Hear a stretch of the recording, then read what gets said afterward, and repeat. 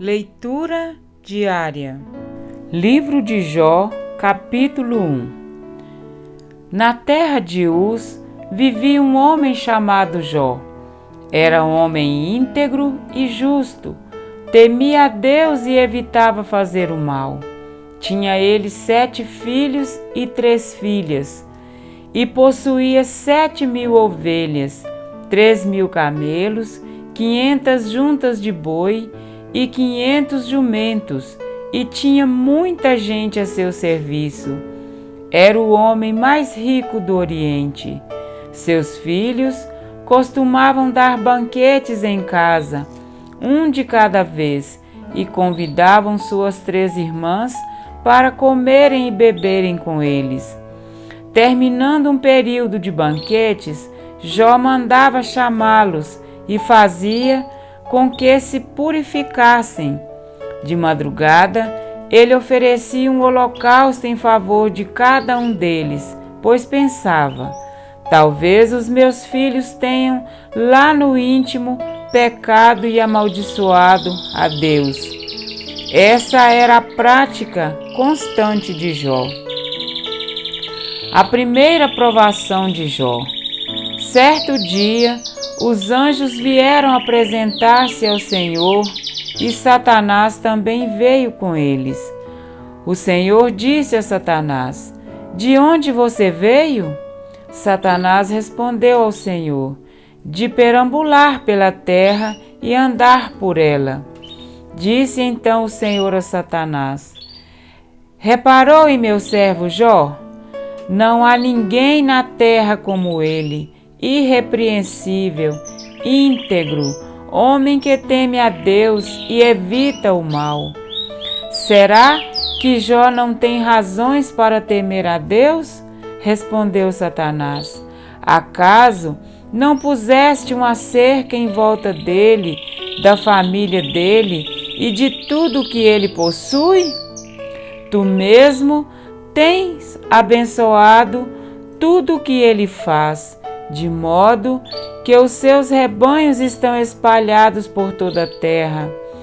Mas estende a tua mão e fere tudo o que ele tem, e com certeza ele te amaldiçoará na tua face.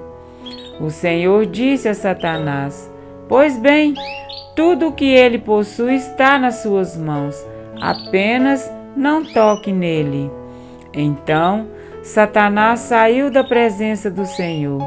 Certo dia, quando os filhos e as filhas de Jó estavam num banquete, comendo e bebendo vinho na casa do irmão mais velho, um mensageiro veio dizer a Jó: os bois estavam arando e os jumentos estavam pastando por perto, quando os sabeus os atacaram e os levaram embora.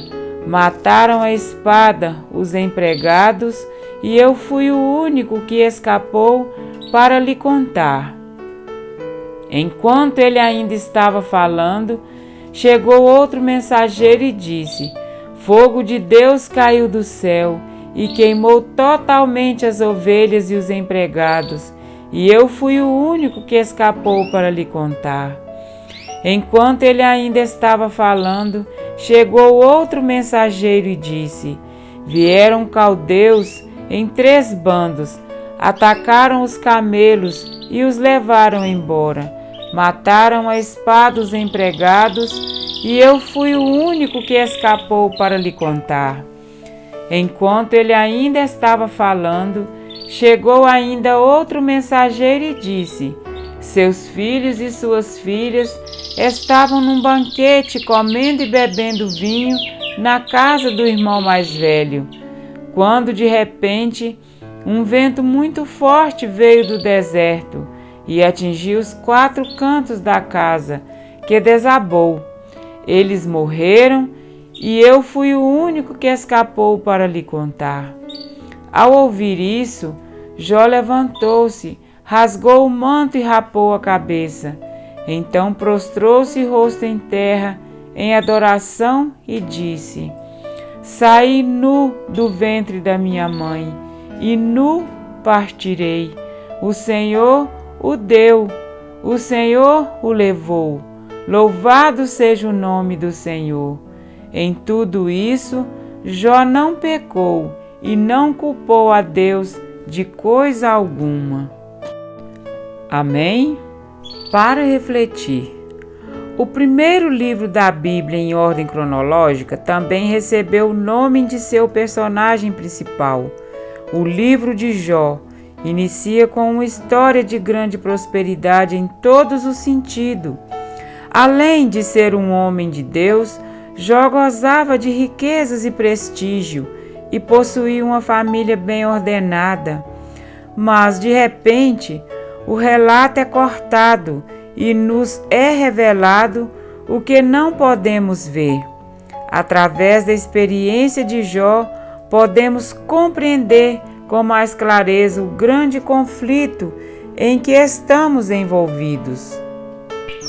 Ostentando ser o representante deste mundo e senhor de todos os seres humanos, Satanás misturou-se aos filhos de Deus, mas logo foi notado por aquele que tudo vê.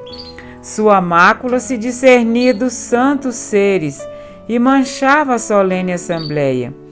Na pergunta do Senhor, "De onde vens?", estava implícita a ideia de que ele não deveria estar ali, e sua resposta desafiadora lhe conferia uma autoridade que não lhe pertencia.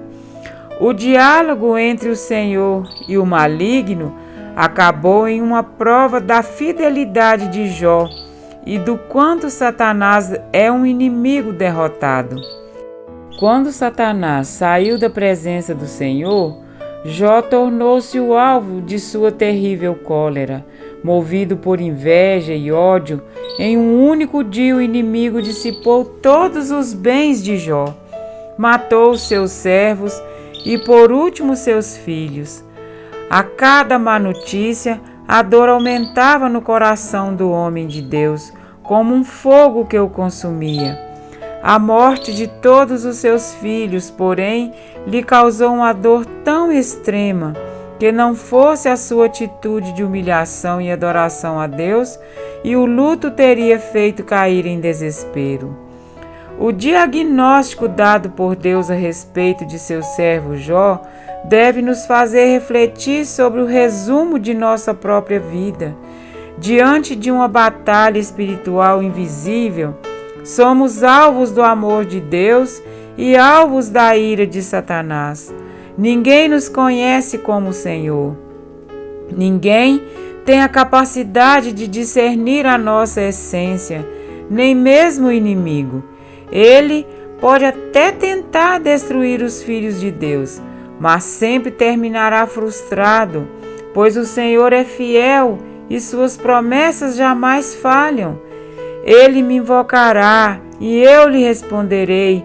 Na sua angústia eu estarei com ele, livrá-lo-ei e o glorificarei.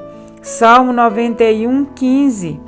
Aos pais, Jó deixou o exemplo de uma paternidade vivida sob os moldes da santidade. Um lugar de honra era dado à oração. E ao interceder por seus filhos de madrugada, ele declarava ao Senhor o seu desejo de ter toda a família no céu. Assim o fazia Jó continuamente.